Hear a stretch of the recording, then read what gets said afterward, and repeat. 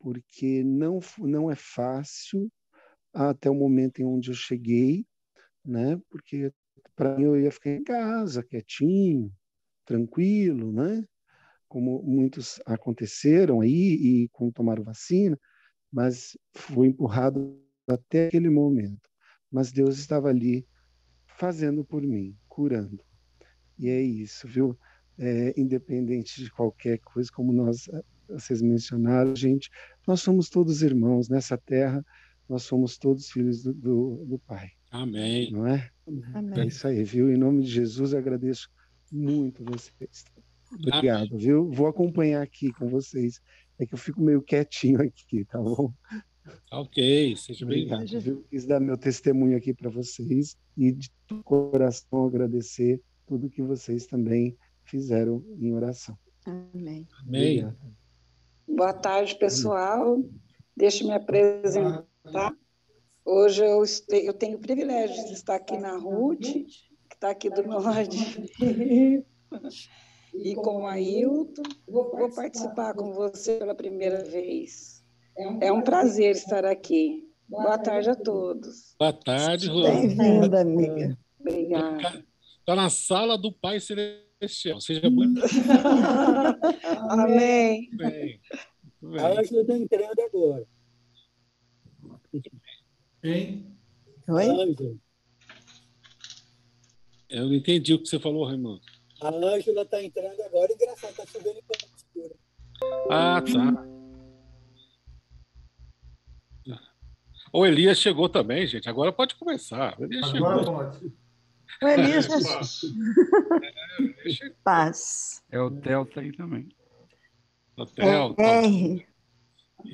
O Dino, meu filho, Dino. Dizia o locutor, prepara o seu aí que eu arredondo o meu aqui e vamos começar.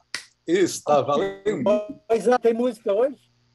Tem? Rapaz, só se eu cantar a capela, não preparei nada assim. Ah, seja bem-vindo à capela. Isso. Então já prepara a tela mesmo. Vai fazendo aí o Mas eu não venho sempre só para cantar, não. Eu posso ficar em silêncio também, só escutando. Rapaz? Não é que, Nino? Não, uma vez você aí, prepara aí o negócio, cara. Isso.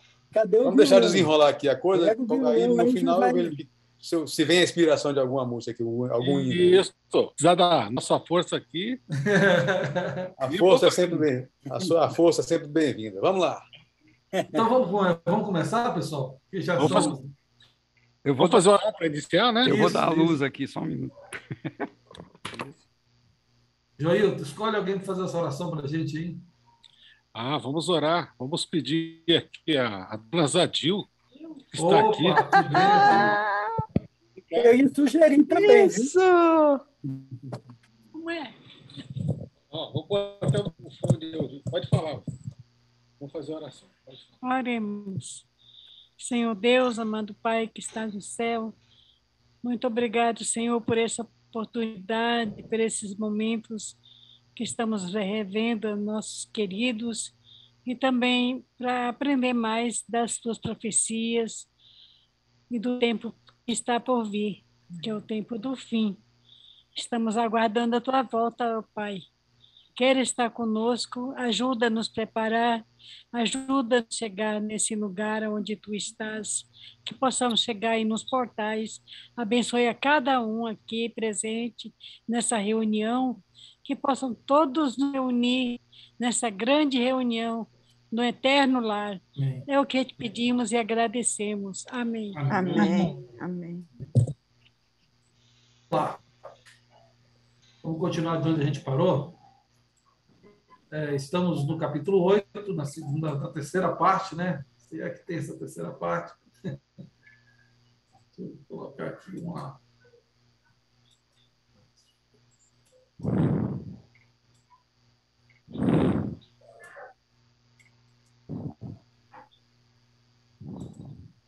Só ajustando aqui, pessoal. Rapidinho.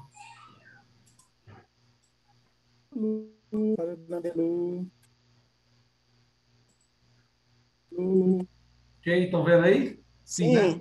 Sim.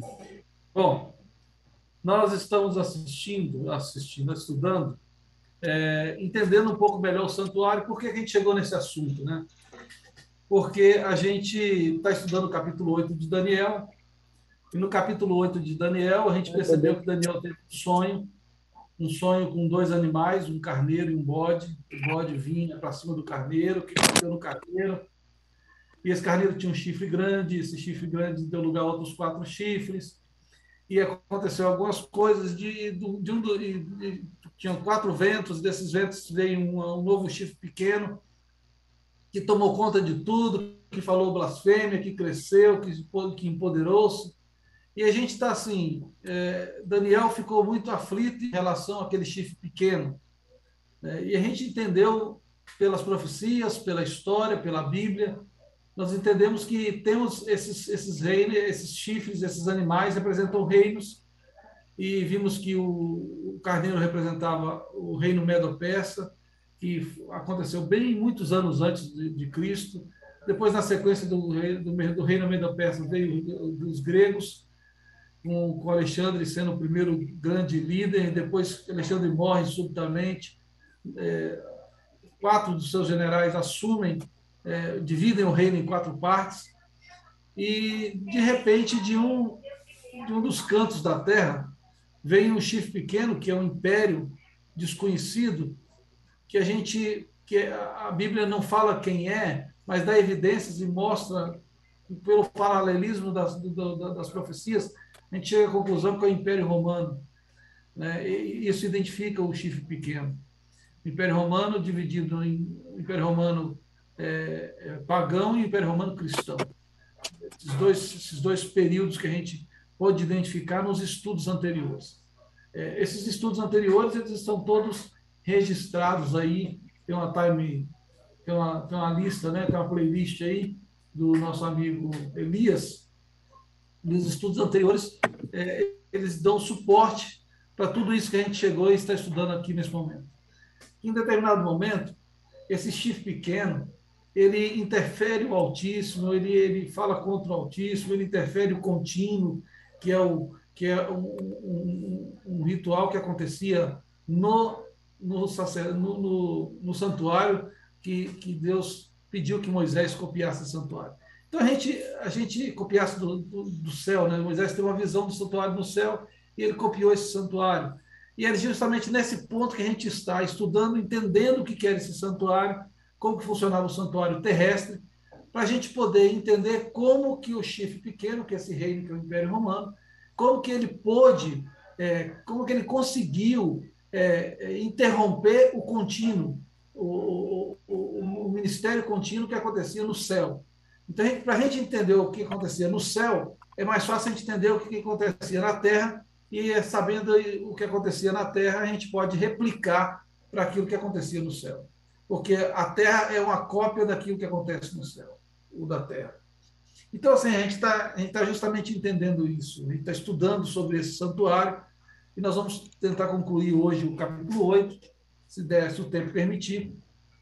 Concluindo o capítulo 8, nós vamos entender todo esse ponto dessa visão, mas ainda vai ficar uma parte da visão que o próprio Daniel não entendeu, quando o anjo fala até 2.300 tardes e manhãs, e o santuário será purificado. Essa parte ficou assim, uma incógnita para Daniel. Mas, primeiro de tudo, nós precisamos entender o que é esse santuário. A gente percebe, a gente estudou na semana passada, que ao povo sair do Egito, Moisés conduzindo o povo do Egito, eles poderiam ir direto para Canaã, para a terra prometida, mas Deus os conduziu para o Sinai, para o deserto. E ali no Sinai, Deus deu a aliança, Deus deu os 10 mandamentos, renovou a aliança, renovou o pacto que ele tinha com eles. O próprio Deus escreveu com suas mãos, com seu dedo, né, as tábuas de pedra, escritas pelo dedo de Deus, segundo está em Êxodo 31:18, e ali deu todos os 10 mandamentos. E junto com os 10 mandamentos, deu outras leis civis, leis de saúde, leis referentes ao sistema de adoração, e falou com Moisés o seguinte: Moisés, eu vou te mostrar aqui um santuário, e você vai copiar exatamente, vai fazer exatamente o que eu vou te mostrar, que é cópia do que está no céu. E aí Deus fala para eles: e farão um santuário para mim, e eu habitarei no meio deles, façam tudo como eu lhe mostrar, conforme o modelo do tabernáculo e de utensílio. Bom, E aí eles construíram esse tabernáculo, eles começaram a construir esse santuário. E foi justamente nesse ponto aí que a gente começou a parar. Porque Deus queria habitar no meio deles, e o segundo ponto, como eu lhe mostrar. E Moisés ia fazer um Ctrl+C, Ctrl+V. Simplesmente pegar lá e copiar. E aí agora a gente vai ler alguns textos que nos levam a essa conclusão desse Ctrl+C, Ctrl+V. Esse texto de Hebreus 8, capítulo 8, verso 1 diz: o mais importante de que estamos tratando é que temos um sumo sacerdote como esse, o qual se assentou à direita do trono da majestade dos céus e serve no santuário, no verdadeiro tabernáculo que o Senhor erigiu, não o homem. Então, esse texto nos diz claramente o quê? Que existe um santuário no céu erigido por Deus. E esse santuário no céu, Moisés viu esse santuário, anotou os detalhes e construiu um sob o mandado de Deus, um na terra, para que pudesse oferecer, para que pudesse acontecer semelhantemente no céu. Um outro texto que se encontra em Hebreus, capítulo 8, verso 5, referindo-se sobre esse Ctrl+C, Ctrl+V, né? Ele serve num santuário que é cópia e sombra daquele que está nos céus, já que Moisés foi avisado quando estava para construir o tabernáculo. Tenha o cuidado de fazer tudo segundo o modelo que lhe foi mostrado no monte. Então, a Bíblia vai confirmando que existe realmente um santuário no céu, e esse santuário no céu serviu como inspiração para o santuário que foi construído na terra, porque Deus queria habitar no meio do povo e mostrar para o povo, ensinar algumas lições didáticas de como que aconteceria o plano da redenção, o plano da salvação. Mais um texto. Assim se acabou toda a obra do tabernáculo, da tenda da congregação, e os filhos de Israel fizeram conforme a tudo que o Senhor ordenara a Moisés, assim o fizeram. Depois trouxeram a Moisés o tabernáculo, a tenda e todos os seus pertences, os seus colchetes, as suas tábuas, os seus varais e as suas colunas e as suas bases. E aí vem o verso 39 e 43, eu gostaria de pedir a alguém que lesse para mim. O que aconteceu aí quando eles entregaram tudo para Moisés? O que Moisés fez? Moisés inspecionou a obra e viu que tinha feito tudo como o Senhor tinha ordenado. E então Moisés os abençoou. Êxodo 39 e 43. Então, veja, Deus mandou fazer, falou assim: Moisés, presta atenção, é isso aqui, tá? Tem que ter esse comprimento, essa largura, essa altura, esses colchetes, essas bases, essas tábuas, essas cores, esses utensílios, tem que ter tudo isso aqui. E faz direitinho, tem esse tamanho. E Moisés fez o quê? Quando eles falaram assim: Moisés, está tudo pronto. Moisés foi lá fazer uma inspeção, foi conferir, ver se realmente estava tudo ok, de acordo com Moisés, de acordo com o que Deus tinha pedido. Tem um texto grande aqui agora, e eu gostaria de ouvir alguém lendo aí, do verso 17 ao 25, Êxodo 40. Quem pode ler para a gente? Chega a minha voz aí? Opa, vamos lá. Assim, no primeiro mês, no ano segundo, ao primeiro dia do mês, foi levantado o tabernáculo. Moisés levantou o tabernáculo e pôs as suas bases, e armou as suas tábuas, e colocou nele os seus varais, e levantou as suas colunas. Estendeu a tenda sobre o tabernáculo, e pôs a coberta da tenda sobre ela, em cima, como o Senhor ordenara a Moisés. Tomou o testemunho e pô-lo na arca, e colocou os varais na arca, e pôs o propiciatório em cima da arca. E introduziu a arca no tabernáculo, e pendurou o véu da cobertura, e cobriu a arca do testemunho, como o Senhor ordenara a Moisés. Pôs também a mesa na tenda da congregação, ao lado do tabernáculo, para o norte, fora do véu. E sobre ela pôs em ordem o pão perante o Senhor, como o Senhor ordenara a Moisés. Pôs também na tenda da congregação o candelabro, na frente da mesa, ao lado do tabernáculo para o sul, e acendeu as lâmpadas perante o Senhor, como o Senhor ordenara a Moisés. Obrigado, Elias. Então, perceba que não somente construiu o tabernáculo e colocou as peças no lugar, mas cada peça tinha um lugar específico para ficar. E isso, daqui a pouco, a gente vai entrar em mais detalhes sobre isso. Mas vocês percebem que um tem que ficar para o sul, o outro tem que ficar assim, o outro tem que ficar... Existia uma ordem exata para ser colocado. E a gente vai entender um pouquinho mais sobre isso daqui a pouco.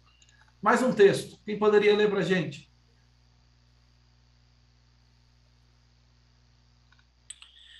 E pôs o altar de ouro na tenda da congregação diante do véu, e acendeu sobre ele incenso de especiarias aromáticas, como o Senhor ordenara a Moisés. Pendurou também a cortina da porta do tabernáculo, e pôs o altar do holocausto à porta do tabernáculo da tenda da congregação, e sobre ele ofereceu holocausto e oferta de alimentos, como o Senhor ordenara a Moisés. Pôs também a pia entre a tenda da congregação e o altar, e nela pôs água para lavar. E Moisés e Arão e seus filhos nela lavaram as suas mãos e os seus pés. Quando entraram na tenda da congregação e quando chegaram ao altar, lavaram-se, como o Senhor ordenara a Moisés. Levantou também o pátio ao redor do tabernáculo e do altar, e pendurou a cortina da porta do pátio. Assim Moisés acabou a obra. Êxodo 40, 26 a 33. Então Moisés foi fazendo tudo de acordo... Percebeu que quantas vezes repetiu aqui? Como o Senhor ordenara a Moisés. Depois, como o Senhor ordenara a Moisés. E como o Senhor mandou ordenar a Moisés. Então, assim, a gente tem 3 vezes repetindo que Moisés fez de acordo exatamente da forma como Deus mostrou para ele lá em cima. No monte, ele viu o tabernáculo, ele anotou tudo, ele registrou tudo, e construiu e colocou as coisas em cada uma posição, e a cortina, e isso e aquilo, e a pia, e o altar, e cada um no seu lugar. Por quê? Porque essas coisas tinham um símbolo, e nós vamos entender um pouquinho mais desses símbolos daqui a pouquinho. Mas o mais importante é que Moisés acabou a obra. E aí aconteceu uma coisa fantástica, que eu fico tentando imaginar essa cena, sabe? Essa cena fantástica do que aconteceu nesse exato momento que Moisés acaba a obra. Eu coloquei aqui, inclusive, um texto. Eu gostaria que alguém lesse esse texto, mas veja que emocionante deve ter sido esse momento, gente.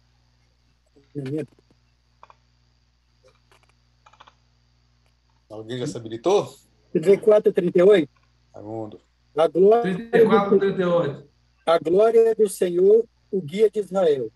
Então, a nuvem cobriu a tenda do encontro e a glória do Senhor encheu o tabernáculo. Moisés não podia entrar na tenda do encontro, porque a nuvem estava sobre ela e a glória do Senhor enchia o tabernáculo. Sempre que a nuvem se erguia sobre o tabernáculo, os israelitas seguiam viagem. Mas se a nuvem não se erguia, eles não prosseguiam. Só partiam no dia em que ela se erguia. De dia, a nuvem do Senhor ficava sobre o tabernáculo. E de noite havia fogo na nuvem, à vista de toda a nação de Israel em todas as suas viagens. Então, obrigado, Raimundo. Então, quando termina de construir, que levanta tudo, fica tudo belezinha ali, essa nuvem, né? A nuvem cobriu a tenda e a glória do Senhor encheu o tabernáculo. Deve ter sido uma coisa fantástica, né? Assim, algo maravilhoso, porque a presença de Deus enchendo ali o tabernáculo, dizendo que está tudo certinho, está ok, está aprovado aquilo que vocês fizeram aí. Está tudo de acordo com aquilo que a gente planejou e tudo. Então, assim, a bênção de Deus complementando a bênção dele. Eu achei assim, acho fantástico. E essa nuvem ficava com eles, né? Essa nuvem acompanhava-os de dia, de noite, servia de proteção do dia, proteção à noite ela se transformava numa nuvem de fogo para aquecer no frio do deserto, e de dia uma proteção contra o sol causticante. Bom, várias informações foram dadas em relação a essa questão aí do tabernáculo, né? A gente viu o pátio, a gente viu a gente viu o santuário, o santo, o santíssimo. O que aconteceu em cada lugar desse? Em cada lugar acontecia algumas coisas em cada lugar. Não era somente ter os utensílios, mas tinha um detalhamento. E a gente vai entender um pouco mais, aprofundar um pouco mais sobre esse detalhamento agora. Então, Isaac, você que já ia lendo aquela hora aí, por favor, você pode ler para a gente aí do 27, 9 a 13? Deixa eu só baixar aqui. Faça um pátio para o tabernáculo. O lado sul terá 45 metros de comprimento e cortinas externas de linho fino traçado, com 20 colunas e 20 bases de bronze, com ganchos e ligaduras de prata nas colunas. O lado norte também terá 45 metros de comprimento e cortinas externas, com 20 colunas e 20 bases de bronze, com ganchos e ligaduras de prata nas colunas. O lado ocidental, com as suas cortinas externas, terá 22 metros e meio de largura, com 10 colunas e 10 bases. O lado oriental, que dá para o nascente, também terá 22 metros e meio de largura. Tem mais? Acho que é isso mesmo. Obrigado, Isaac. Obrigado. A gente percebe detalhes, né? Detalhes. Não era só construir, não era só falar assim, eu quero um tabernáculo retangular. Não, ele falava, Deus falou assim, olha, tem que ter isso, tantas colunas, 10 colunas de frente, 20 de fundo. Bom, um detalhamento bastante interessante. Essa imagem resume um pouco esse detalhamento, o que tinha de cada um. Vamos dar uma olhada agora no santuário, na parte do santuário em si. A gente viu o pátio. Quem pode ler para a gente aí 26, 1 e 2? Faça o tabernáculo com 10 cortinas internas de linho fino trançado e os fios de todo azul, roxo e vermelho.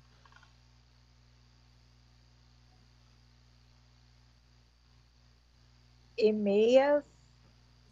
mande bordar querubins, e nelas mande bordar querubins. Todas as cortinas internas terão a mesma medida, 12 metros e 60 centímetros de comprimento e 1 metro e 80 centímetros de largura. Êxodo 26, 1 a 2. Então, gente, obrigado, Rose. É Rose, né? Pode ser. Então, a ideia era essa. Existiam 3 compartimentos esse santuário. Tinha o pátio, está ali o lugar, o número 1 aqui, né? O pátio, que é essa região aqui. O santo, que é o ponto 2, e o santíssimo. Eram esses três espaços, e nós vamos falar um pouquinho mais sobre eles daqui a pouquinho. Vamos ver um pouquinho o que acontecia dentro do tabernáculo, lá dentro do santo, né? O que tinha lá dentro e o que acontecia lá. Quem pode ler para a gente Hebreus 9, 2 a 5? Porque um tabernáculo estava preparado, o primeiro em que havia o candeeiro e a mesa e os pães da proposição, ao que se chama o santuário.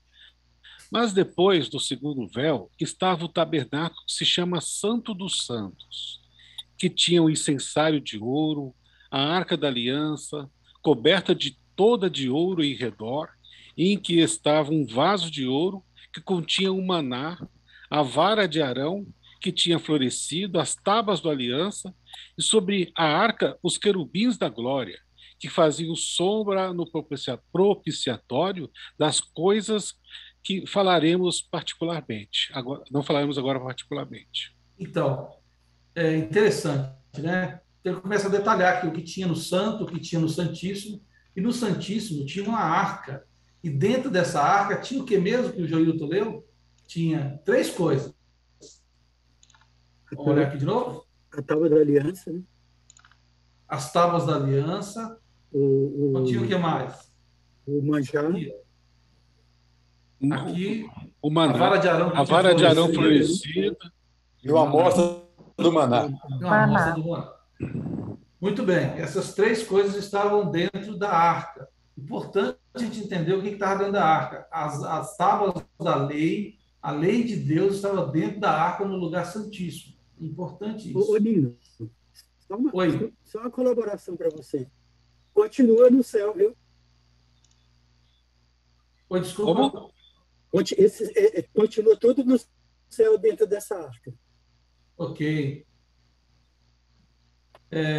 Ok, Raimundo. Continua no santuário celestial. O Arão floresceu, o maná e as tábuas. O original está lá. O original está lá. A lei, a cópia está aqui. Então, esse texto a gente já leu. E aí agora nós vamos fazer o seguinte. Como funcionava cada um desses espaços? Nós temos três ambientes. O espaço 1, que era o pátio. O espaço 2, que é o lugar santo. E o espaço 3, que é o lugar santíssimo. E eu convidei aqui três pessoas para falar um pouquinho sobre cada um. Sobre o pátio, vai falar nossa amiga Ailton. Ailton, o que acontecia no pátio? Ok. No pátio que nós vimos aí, haviam dois objetos. Nós estamos vendo aí onde está saindo a fumaça, que é o altar de sacrifício. E logo à frente tem a pia, né, com água, né? E algo interessante, por exemplo, o pecador, se eu e você vivêssemos naquele tempo, a gente ia sair de uma tenda dessa, se nós não fôssemos da tribo de Levi, né? Não fôssemos sacerdote ou não fôssemos também sumos sacerdotes, nós fôssemos hebreu, por e simples, de uma das outras tribos, das 11 tribos lá, né? Nós não fôssemos da tribo dos levitas, nós sairíamos, levaríamos o nosso animalzinho que está aqui, apresentaríamos ao sacerdote dentro do pátio, certo? E a Bíblia, conforme diz ali no livro de Levíticos 1, verso 4, porá a mão sobre a cabeça do holocausto, para que seja aceito a favor dele para a sua expiação, ou seja, para o seu perdão. Eu colocaria a mão sobre a cabeça do cordeiro, ou, dependendo do momento, né? Poderia ser uma ovelhinha, um cordeirinho. Eu confessaria o meu pecado, eu menti, eu roubei, eu falei mal da vida dos outros, eu não guardei o sábado, enfim, a lei era os mandamentos igual é hoje. Depois, o sacerdote, ele examinaria o animalzinho, veria se ele estava dentro das condições. Perfeito. Por quê? Porque aquele animalzinho representava Cristo. E ele daria a faca para mim, o cutelo, e eu mataria o animalzinho, ok? Por quê? Porque eu era o pecador. A vítima inocente era o animalzinho, que representava Cristo, que viria para morrer no meu lugar. Naquele momento, eu tiraria a vida daquele animalzinho. No momento em que o sangue começasse a escorrer, o sacerdote que havia se purificado na pia, ele viria e recolheria um pouco daquele sangue e levaria lá para dentro. O sacerdote, ele podia entrar no lugar santo, eu não podia. Eu só podia sair da minha casa e ir no pátio, ok? Aí terminaria a minha participação, vamos dizer assim, nisso. A vítima inocente morreu no meu lugar, ou seja, Cristo Jesus veio para morrer por mim. Isso apontando aquilo que haveria de acontecer quando Cristo Jesus viesse aqui. O sacerdote pegaria aquele sangue, certo? E ele entraria para dentro do lugar santo, tá? E ali ele ia fazer alguma coisa que depois a pessoa que for falar sobre isso vai explicar. Mas o interessante disso tudo é que o meu papel era pegar pela fé, eu pegava um cordeirinho, levava no pátio e oferecia. Eu tirava a vida do animal. A vítima inocente iria morrer no meu lugar, certo? O que representava esse altar de sacrifício? Ele representa a cruz. O que representava essa pia com água, certo? Que tinha ali. representava dois aspectos. Primeiro, a purificação, certo? A purificação que o sacerdote, ele me representava. O sacerdote, ele pegaria o sangue do animal e ele iria me representar. Como eu não podia ir até a presença de Deus, o sacerdote iria no meu lugar, entraria dentro do lugar santo. A pia com água também representa, lembrando algo muito interessante. Deixa eu só falar uma coisa. O pátio representa também aquilo que nós chamamos de justificação. O lugar santo, a santificação, e o lugar santíssimo, a glorificação. São os três estágios que nós precisamos passar na nossa vida para estarmos na presença de Deus de maneira a podermos estar na sua presença fisicamente. Para eu poder estar um dia na presença de Deus, eu preciso confessar e abandonar os meus pecados, confiando que Jesus morreu em meu lugar, que hoje ele é o meu sacerdote, o meu sumo sacerdote, e ele me representa lá no céu. Outra coisa que essa água, e assim eu completo, essa água representa também o batismo. Quem crer e for batizado, esse será salvo, disse o Senhor Jesus.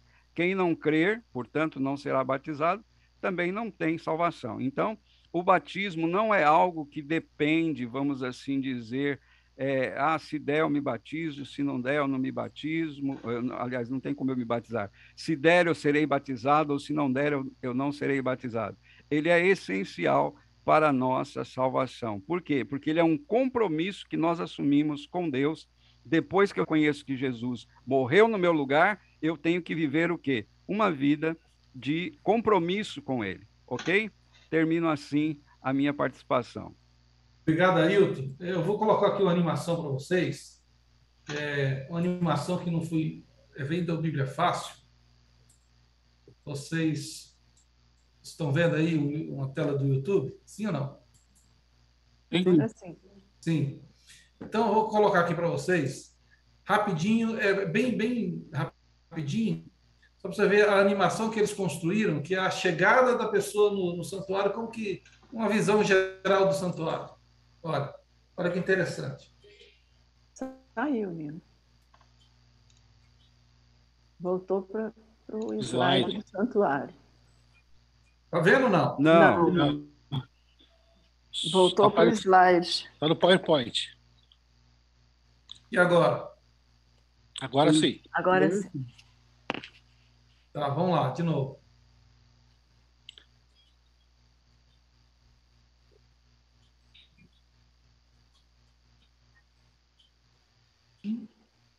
Aí está o altar, a pia que o Ailton falou.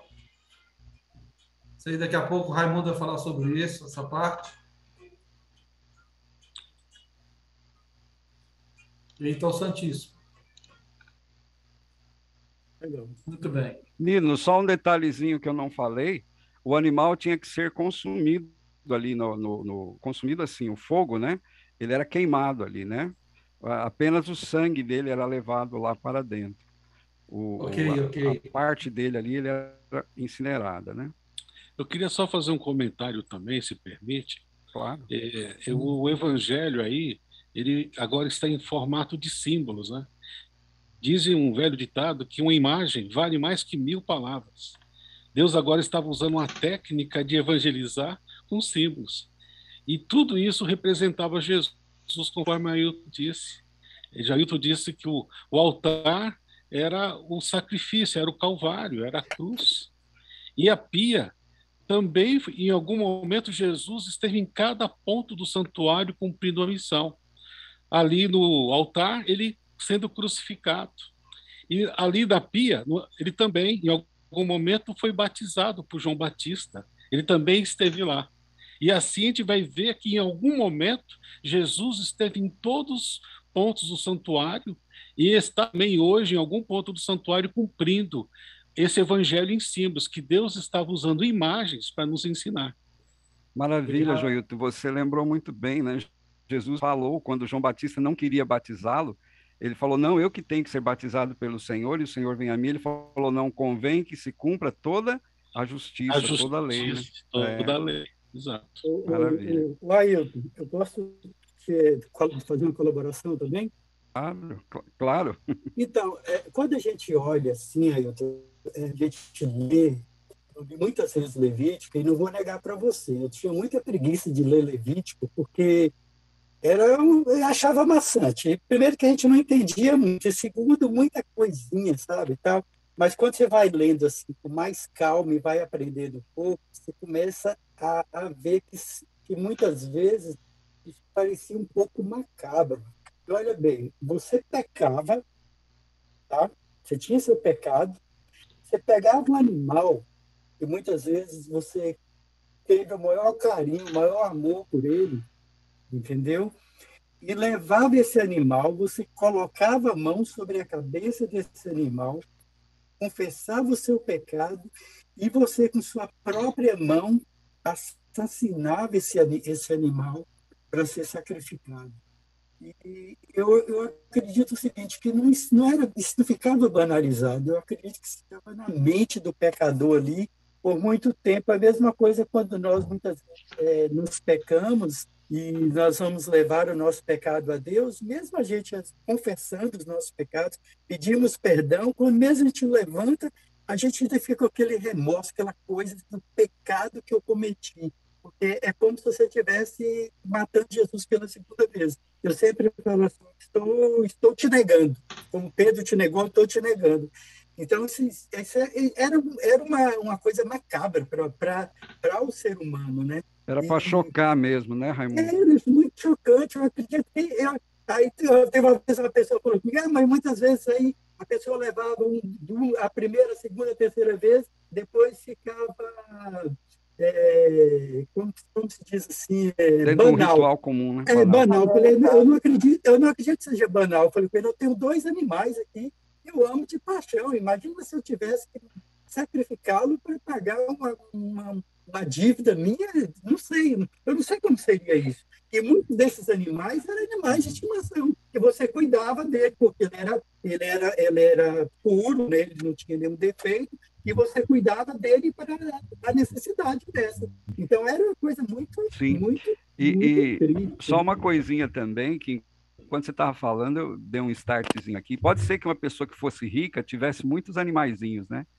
Mas uma pessoa que não fosse de um padrão tão elevado, imagine uma família grande, quantos animais ele teria que matar, né? Isso. Então havia toda uma preocupação também, né? E você pega um animal, por exemplo, um animal da sua família grande, você pega um animalzinho de estimação do seu filho e leva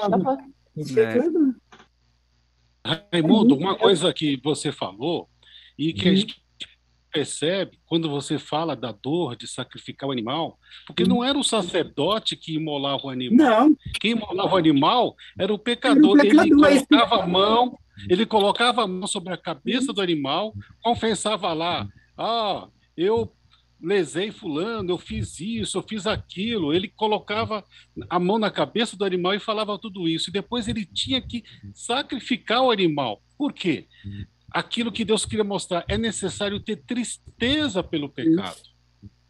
Você precisa ir a Deus e no momento que você confessa o pecado, você não pode falar, poxa, eu vou confessar porque senão eu vou ficar com ele, ou não vou ser perdoado. Deus, ele quer também que você, da mesma maneira que o animal sacrificado, e você sinta tristeza porque uma vida estava sendo sacrificada pelo seu pecado, você sentir tristeza pelo seu pecado e lembrar do verdadeiro sacrifício. O outro sacrifício maior do que esse, que foi feito, e você se sentir triste porque ele teve que morrer, ele teve que ser sacrificado, teve que ser imolado, porque eu pequei. Ô, Joilton, e o interessante também disso aí, que muitas vezes a gente não para pensar, não pensava o pecador que o animal não sabia, ele sabia sim. Sabe por que ele sabia? Porque há pouco tempo atrás eu vi na internet aquelas vacas que eles colocam para ser degoladas, né? E foi mostrado na internet que você põe você tapa a venda dela, os olhos dela, põe uma venda nela para que ela não veja. Só que as outras que estão na fila na fila, elas não estão com venda. E mostra uma com lágrimas descendo, porque ela sabia que ia chegar a hora dela. E aquele animal que você estava levando, que não era só eu que ia levar, eram várias famílias que estavam ali na fila para levar o animal. O animal via que o outro não voltava. O animal sabia que o outro ia ser sacrificado. Então, ele também ia ser sacrificado. Então, muitas vezes a gente acha que... eu, por exemplo, tenho um cachorro, e eu tenho um cachorro que é muito inteligente, ele sabe não é que ele fala, ele não sabe falar, mas ele sente muita coisa quando eu estou triste, quando eu estou alegre, quando eu estou sorrindo, quando eu estou chorando, tudo ele sabe. Só complementando, não querendo aumentar o tempo, aqui em casa, por exemplo, no sábado, eles sabem o dia que é sexta-feira, porque eu canto com eles, o sábado é um dia feliz. Já olha para mim assim. Então, assim, aquele animal que era levado para ser sacrificado, ele sabia que ele ia ser sacrificado. Isso dói muito. E eu acredito que doía também no pecador. Vocês me derem... Eu queria fazer um comentário, né? Eu vejo que Deus já estava preparando, né, o seu povo para que ele se conscientizasse, né, do que ele estava fazendo de errado. E aí, como o povo, né, ele não se importou muito com esse alerta, né, vamos falar assim, entre aspas, um alerta, então Deus já estava preparando que quando o fato aí que o irmão falou de matar um animalzinho de estimação, que a gente ama muito. Então, ele já estava preparando que nós teríamos alguém que nós amaríamos muito, mas que talvez só soubéssemos realmente do amor depois que ele fosse sacrificado, que era Jesus. É verdade. Perfeito. Acho que a Ruth queria, o Elias e a Bárbara Alves, acho que era... Não, é porque aqui eu pensei aqui, porque sempre vendo isso, lendo desde criança que a gente estuda, né, ouve, né, sobre o santuário, sobre toda essa história, e de repente uma coisa que me veio aqui é que, será que todos levavam animais para sacrificarem? Entendeu? Será que todos que pecavam tinham esse não é reconhecimento, arrependimento, né? E levavam esses animais, participavam desse sacrifício? E outra coisa também, porque que veio aí, colocava a mão na cabeça do animal e confessava os pecados. Confessava esses pecados? Era em voz alta? Eu creio que não. Eu creio que ele simplesmente confessava os pecados entre ele... Para Deus, em pensamento. Creio que sim. A Bíblia não fala, né? Ele fala só simplesmente que ele deveria confessar seus pecados, colocar a mão sobre a cabeça do animal e confessar os pecados. Agora, quanto? O pecado era transferido para o animal e aí ele imolava o animal, né? Até porque existiam alguns sacrifícios que aconteciam ao longo do dia. Tinha esse sacrifício pelo pecado, pelo pessoal, mas existia o sacrifício contínuo que o sacerdote oferecia todos os dias. E ele oferecia pelo povo. Dele. Pelo povo. Sacrifício que acontecia todos os dias às 9h e às 3h, também era para até o estrangeiro e para as pessoas que estivessem distantes, né? Por algum motivo estivesse viajando, tal. Então aí esse porque o sacrifício então, depois seria foi feito. Para deixa eu só falar. Esse sacrifício seria então para aqueles que não reconheciam a necessidade de sacrifício?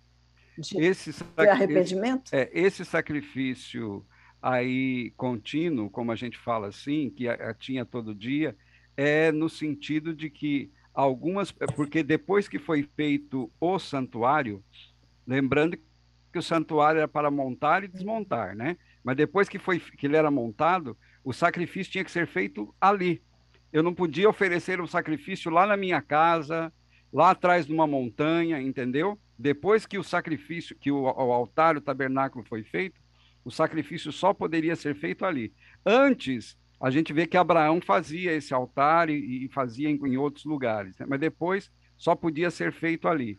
E se eu não estivesse ali, se eu estivesse em outro lugar, aí eu, confiando naquele sacrifício, eu poderia orar, eu poderia fazer, como diz assim, a minha confissão naqueles horários, confiando nesse daí.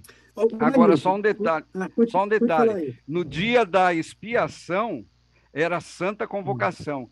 Quem não tivesse ali seria morto.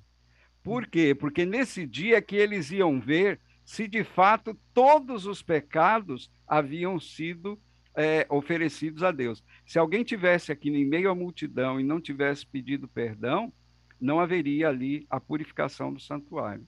Olha, Ailton, uma colaboração aí da pergunta da Ruth.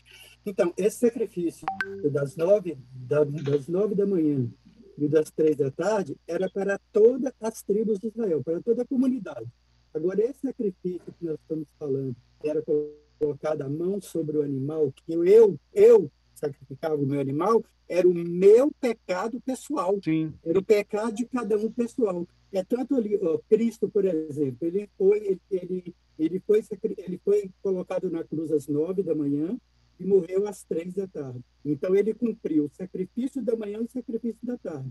Agora, esse ritual de purificação do pecado dos israelitas, eles continuavam durante todo o dia, porque o dia todo, porque era uma fila enorme, né, de pessoas que tinham pecado e que tinha que sacrificar, tinha que colocar a culpa no seu animal. Agora, quanto a Ruth falar e perguntar se tinha alguém que não levava, se tinha alguém... Tinha as pessoas que não tinham dinheiro, levavam pombinhas ou rolinhas. Agora, tem um detalhe, se eu cometesse um pecado e eu não fosse lá e não levasse o meu animal e não sacrificasse o meu animal, eu era exterminado. Tem esse detalhe também. Por isso que não podia ficar na comunidade de Israel alguém que não levasse, que não confessasse o pecado.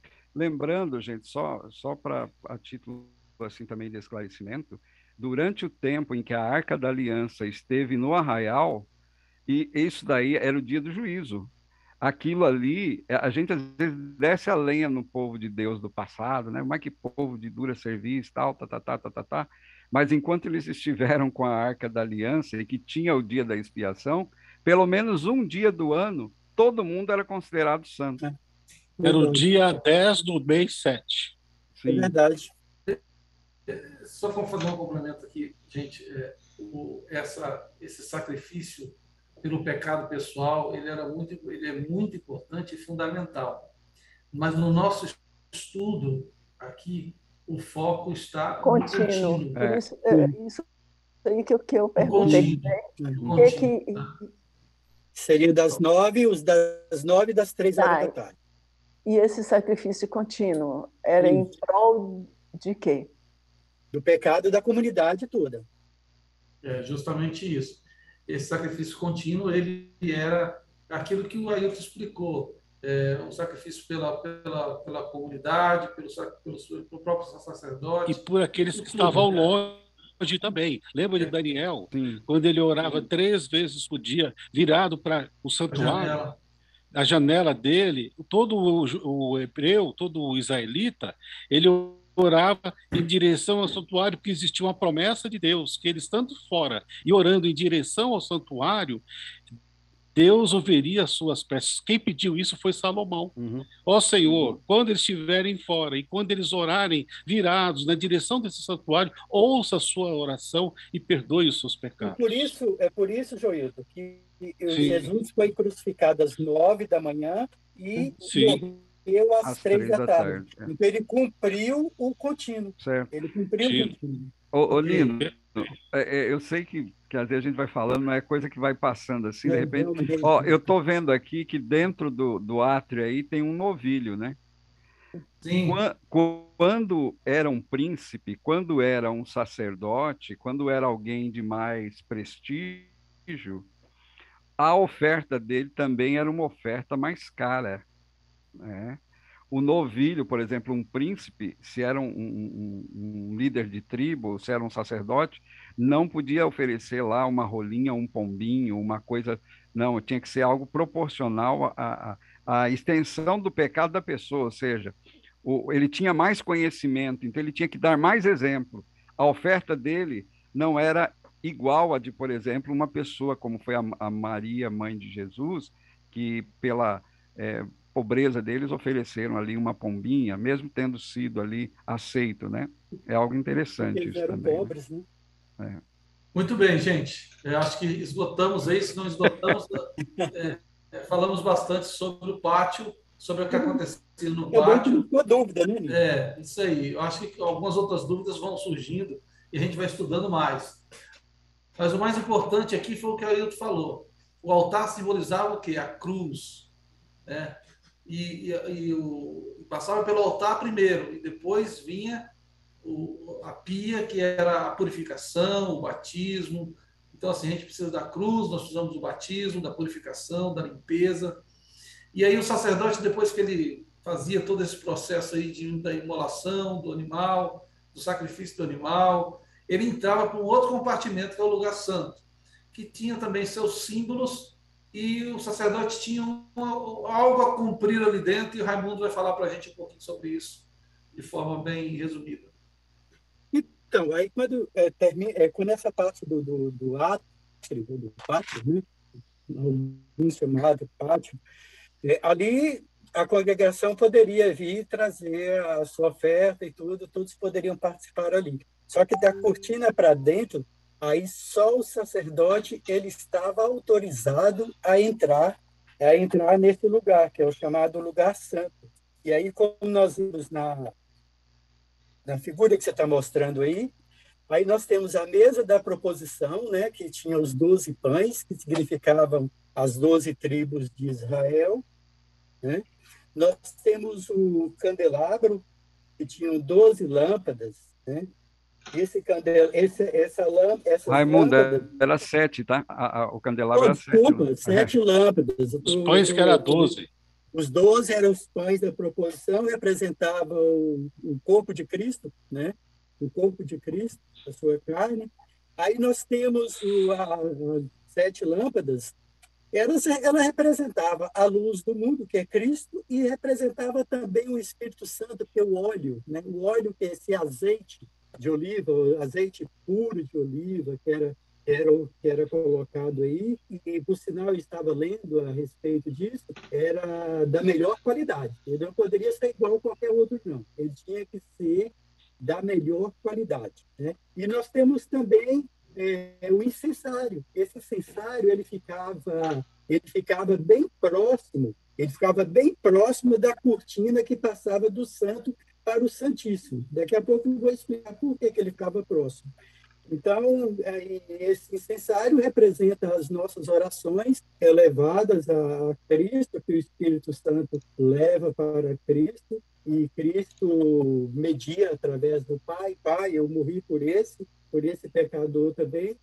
Quem leva as nossas orações é o Espírito Santo. Então, ele representa as nossas orações, esse incenso, quando era queimada, essa fumaça, ela representava as nossas orações. Uma coisa importante que eu gostaria de dizer é o seguinte, é que, não vou demorar muito, esse incenso, por que esse incenso queimava, o sacerdote ele entrava de manhã, acendia, e esse incenso tinha que ficar aceso o dia todo? Por quê? O Ailton falou que o sacerdote ele pegava o sangue e entrava dentro do santo lugar. Quando ele levava esse santo lugar, ele aspergia tanto na cortina que dava para o Santíssimo, ele aspergia esse sangue, e como ele também aspergia, ou ele molhava com o dedo, e colocava no altar do incenso, entendeu? E todos nós sabemos que o sangue, com certo tempo, ele não cheira bem, não tem um aroma agradável. Só que esse incenso que era oferecido ali dentro, ele era um cheiro suave, entendeu? Então, ele entrava, e como era todo fechado esse compartimento, então havia uma abertura do santo para o Santíssimo, a cortina, que esse incenso ele passava também para o Santíssimo. Uma coisa importante que eu achei dos pães também é o seguinte, que esses pães eram colocados no sábado, todo sábado era trocado esses pães.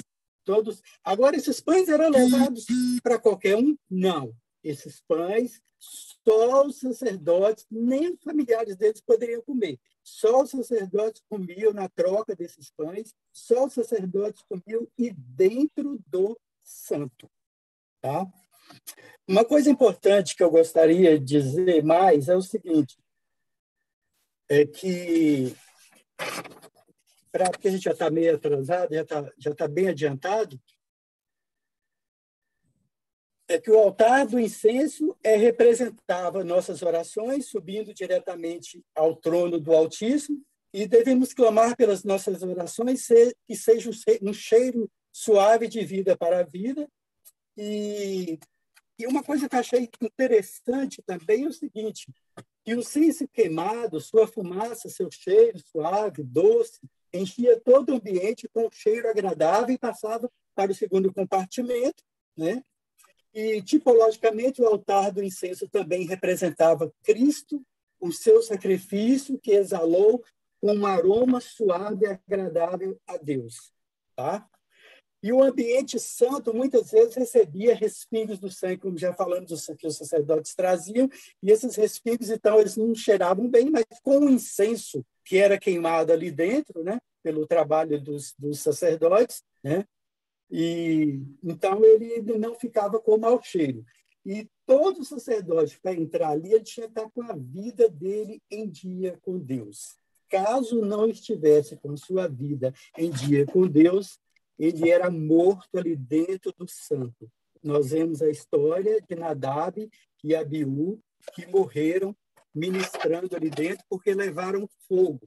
Outra coisa importante, notar o seguinte, que esse incensário, o sacerdote ele pegava a brasa lá no altar do sacrifício, ele pegava uma brasa e ele levava essa brasa para dentro do santuário e ele acendia para o santo, ele acendia o incensário, o incenso com essa brasa. Não poderia ser outro fogo. Foi o que aconteceu com Nadab e Abiú.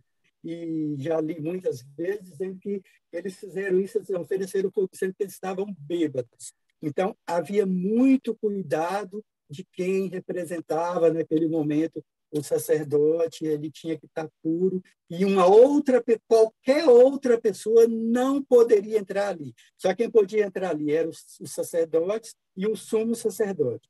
Nem meu filho, nem meu parente, nem quem quiser. Até um animal, se, por exemplo, por um acaso, o animal conseguisse soltar e entrar ali, ele seria morto, porque ali era um lugar santo. E a presença de Deus estava ali diariamente, constantemente. Então, era um lugar muito respeitado. Cristo, aí eu gostaria só de dizer o seguinte, que nós vemos essa figura toda bonita aí, mas nós devemos lembrar o seguinte, que quando Cristo esteve aqui, ele foi, como o próprio Ailton falou, ele foi um sacrifício das 9, das 15 horas, e depois ele ressuscitou, passou 40 dias com os discípulos aqui na Terra, e ele, antes de ir embora, ele disse que ele enviaria o Consolador.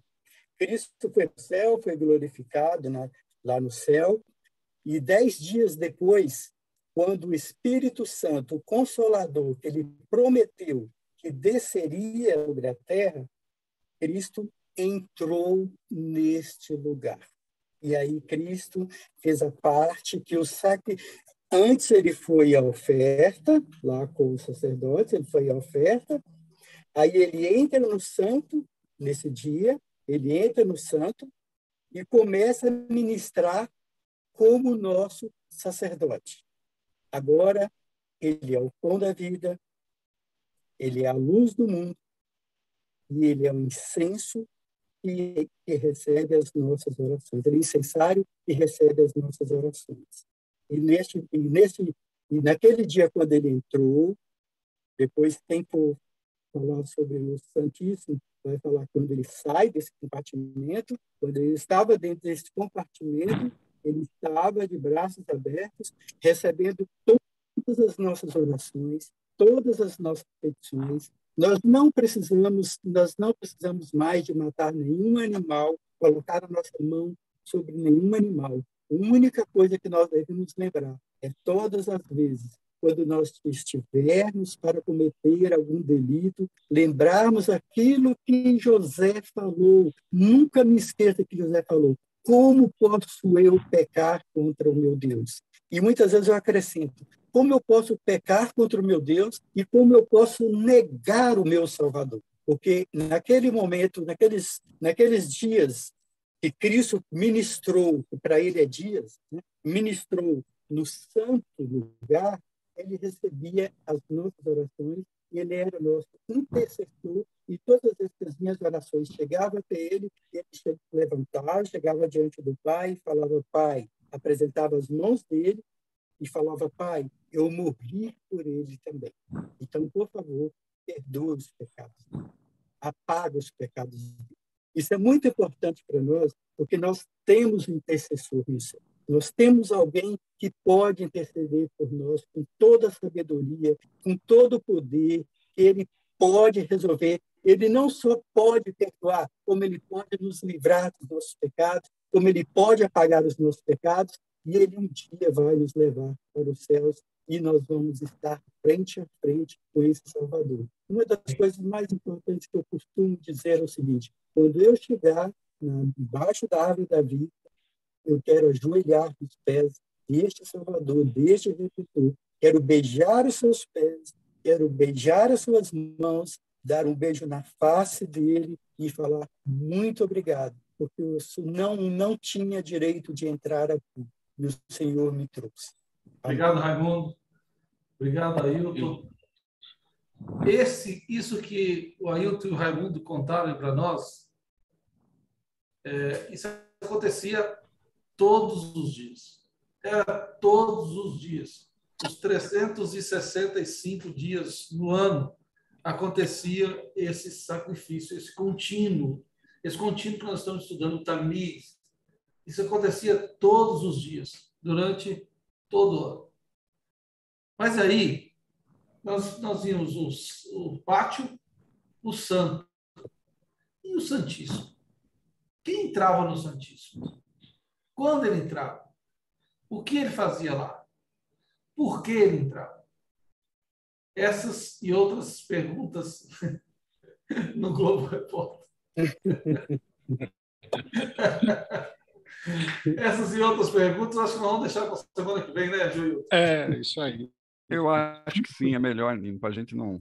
Eu já esperava, eu ia te avisar, que não ia dar tempo, porque se você for explicar o santuário, às vezes a gente está em casa sozinho, a gente já demora. Imagina você ter que passar por menores e a pessoa tem que estar inteirada de saber direitinho. É melhor deixar para a semana que vem mesmo. Eu só queria complementar o seguinte: semana que vem nós vamos ver o lugar mais santo, um dos mais importantes do santuário.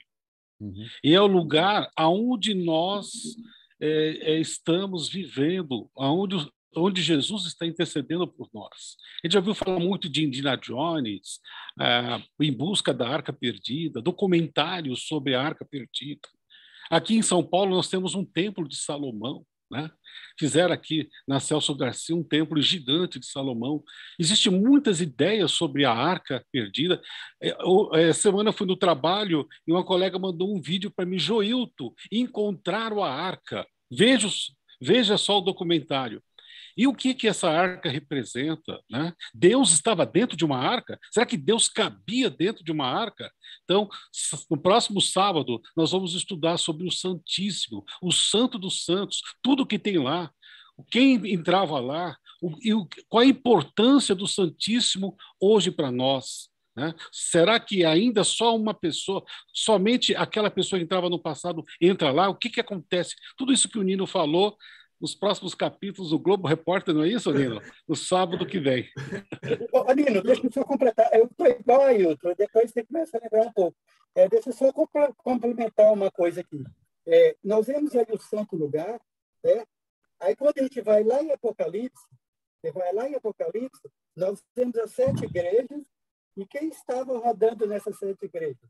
Os 7 castiçais, que representam o Espírito Os 7 Santo, Espíritos de Deus. Os 7 Espíritos de Deus, e Cristo estava no meio dessas 7 igrejas. Então, a prova é que ele não estaria só no Santíssimo, não, ele estava no Santo também, ele estava no meio das 7 igrejas.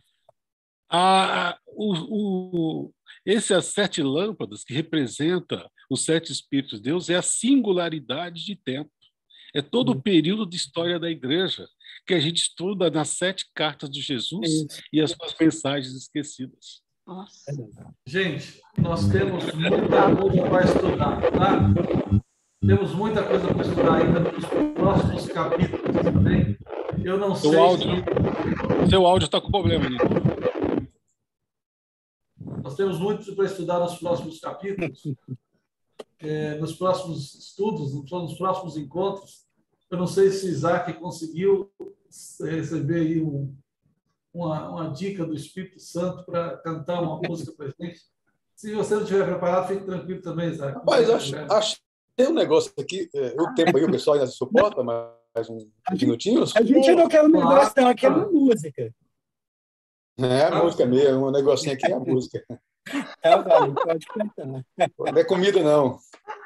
Então, vamos lá, vou soltar um negócio aqui, ver se sai o volume para vocês. Pode cantar, todo mundo desligando o microfone. Então. O som do playback chega para vocês, é isso? Só faz assim. O playback aparece para vocês do som? Está aparecendo. Nino, acho que pode tirar a tela, né? O nome da música é Deus Existe. Em meio a um bosque, eu posso ver num lírio ou num jasmim o amor de Deus florescer. Uma beleza tão natural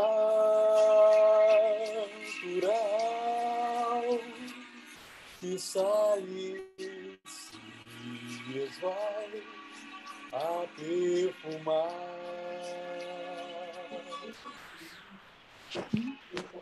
Que sai e se esvai a perfumar.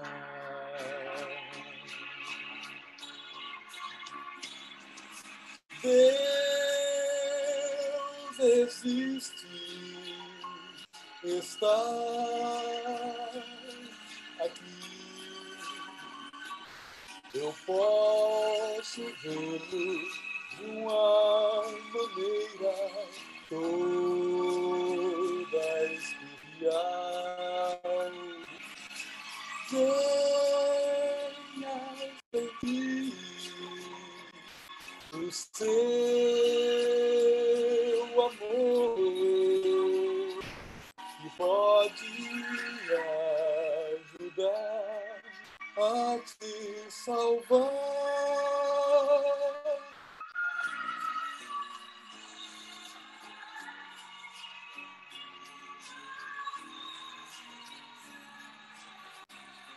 Tem a segunda estrofe aqui, e aí a gente finaliza.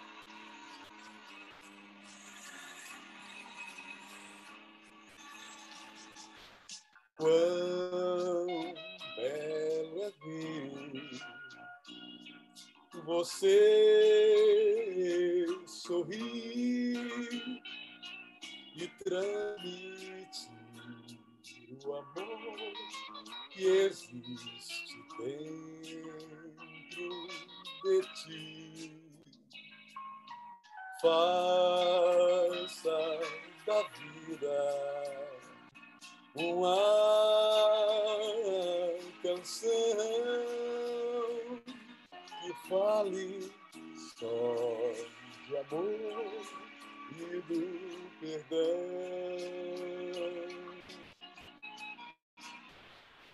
que fale só do amor e do perdão. Esse lugar canta junto aí. Deus existe, está aqui.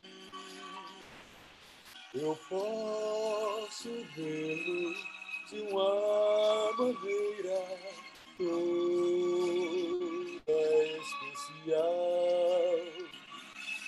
Venha sentir o seu amor que pode lhe ajudar a te salvar.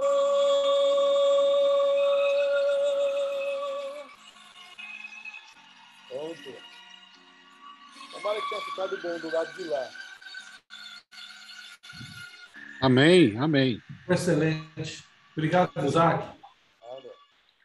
Foi muito bom mesmo. O poder da música, né? Gente, esse hino tem uns mais de 30 anos, sei lá, que eu aprendi, e com o Isaac cantando eu consegui repetir, voltou à memória, né? Tem coisas que eu não consigo lembrar e a música a gente consegue lembrar. Impressionante. Elias, você pode encerrar para a gente com oração?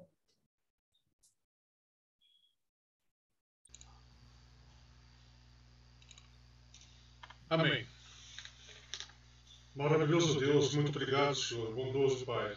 Hoje nós aprendemos mais um pouco a respeito de Sua palavra e daquilo que o Senhor preparou para nós, o que o Senhor já está revelando para o nosso futuro. Obrigado, Senhor, por nos dar o Seu Filho. Obrigado, Senhor, por nos ter educado todo esse povo até essa geração. E que, Senhor, que essa cultura, essa informação, a cultura da Bíblia, ela não termine, que continuemos estudando, Senhor, e que isso seja para a sua glória somente, Senhor, não para a vaidade dos homens. Senhor, também há muitas outras coisas que nós queremos pedir e agradecer, mas isso é um momento. Muito obrigado, Senhor, obrigado. Até a próxima semana também. Amém. Em nome de Jesus. Amém, amém. Isaac, essa música era do Edson Cruz cantava? Não, isso é do Orion. Isso, Raimundo. É o Grupo Orion. Grupo Orion. Tem essa aí, o nome dessa aí é Deus Existe. E você vai lembrar de uma outra que eu também cantava, que é Eu Acredito em Ti. Eu acredito em Ti pelo seu amor. O Isaac, o Fernando Iglesias cantou hoje na Casa de Música Antiga. Fernando Iglesias cantou Eu Creio em Ti. Eu Acredito em Ti. Isso, cantou hoje, eu assisti. Tá vendo? Então, eu não estou tão antigo, não. O Fernando Iglesias está cantando essas coisas antigas. Não, mas ele cantou, isso é antigo, tá? Isso não foi agora, não. É Caixa de Música Antiga. Eles pegam música bem então tá que o pessoal já cantou. Tem pessoas que nem existem mais, mas que eles põem na Caixa de Música. Mas ficou muito bonito. Mas, gente, isso não é antigo. É clássico. É clássico. É clássico, isso mesmo, clássico. O áudio do playback não conciliar com a minha voz aqui, fica bagunçado, mas se vocês... Não, ficou bom. Não, ficou ótimo. Estão sorridentes, é que gostaram. Vamos tirar foto, gente. Vamos lá. Vamos. Deixa eu ajeitar aqui. Basta batom? No 3, hein? Deixa o Adil sentar lá, já tá prontinha. Vamos lá, no 3. 1, 2, 3. Oi! Oi! Todo mundo mundo fez o sorriso borrachinha. O que é sorrachinha? É o sorriso americano, aquele sorriso forçado. Eu não fiz, não. Não é? Não, tem pessoas que fazem para sair Feliz com alegria para todo mundo aí. Feliz semana para todos. Feliz semana com alegria, aparecendo na sala 57. Feliz semana com alegria. Deus abençoe a todos. Glória a Deus. Quem quer ficar fofocando aí, eu vou sair, eu vou deixar alguém responsável. Quem é? Pois é, a filha, cadê a Lívia? O Elias vai contar a história. É um minuto só. Pode contar. Meus pais se casaram em 1963. Tem que dizer qual é o século, né? Em 63. Não tinha nascido. É claro, não. Aí o que acontece? E naquele tempo costumava-se comprar os animais vivos para abater em casa. Adivinha? A galinha não morreu naquele dia para o almoço. Né? Tiveram que levar para o açougueiro fazer o serviço. Você vê que nem meu pai e minha mãe tinham coragem, né? De matar a galinha. Só para ter ideia do assunto. Só. Sacrifício, né?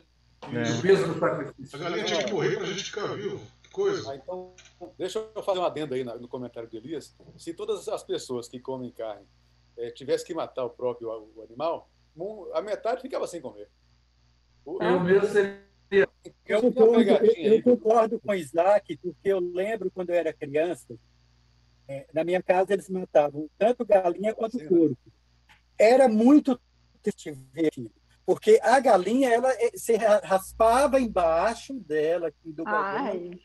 Raspava e primeiro tirava as penas. Raspava a pena dela aqui, depois você batia, depois passava a faca. E outra coisa, não podia ter ninguém falando dó, senão a galinha não morria.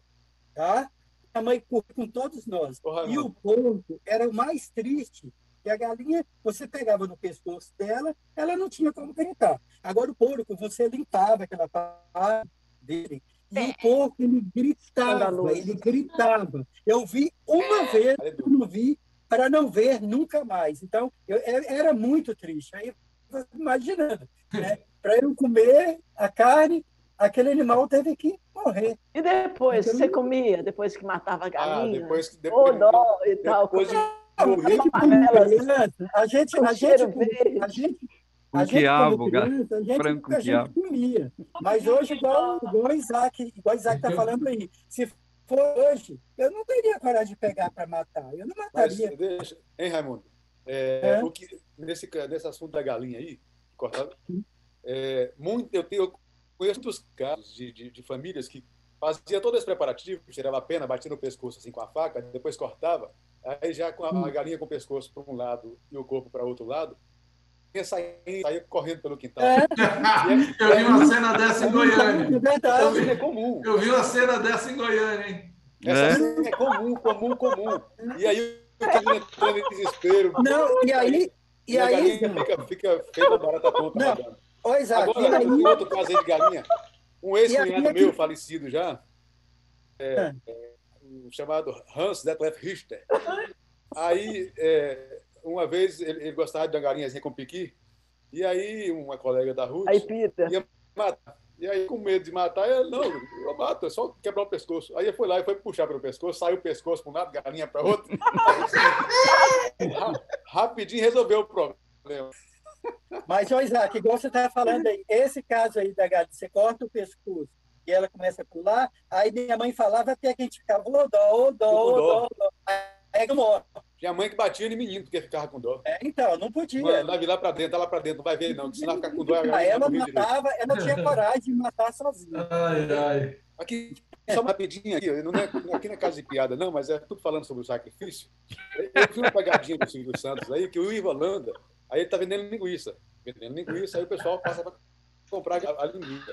Mas aí chega a pessoa e traz acabou aqui, traz um pouquinho aí. Aí a pessoa vem com um pouquinho e põe na máquina. Aí, quando a pessoa que está indo comprar, que vê um pouquinho entrando na máquina, você tá doido, moço? Vai matar o animal? Não pode, não. A linguiça, na cabeça deles, a linguiça foi plantada em algum lugar ali e tal, entendeu? Quando o animal sendo colocado na máquina para poder matar e moer, Não, você tá louco, vai matar o animal. Para sair a linguiça tem que matar um pouquinho. Mas sabe, eu acho que é por isso, essa onda de veganismo, né? As pessoas têm muita dó de bicho, de animal, né? Por essa razão que eles estão... E tem um detalhe, Ailton. Quando você vai comprar a linha hoje, você não acha ela inteira, tá? Você acha ela de aos pedaços. Uhum. Porque aquilo, você vê ela morta inteira, aquilo ali traz um impacto estranho. É um peixe. Aí eu falei que era um ex-cunhado e é um ex-sobrinho, né? O Hans lá é sobrinho. É ex-sobrinho. Ex-sobrinho. Mas sabe o negócio aí do veganismo? Até eu vi um vídeo na internet em que tinha, não sei se vocês viram, um mendigo estava numa calçada pedindo, né? Aí, e tinha um cachorro do lado dele.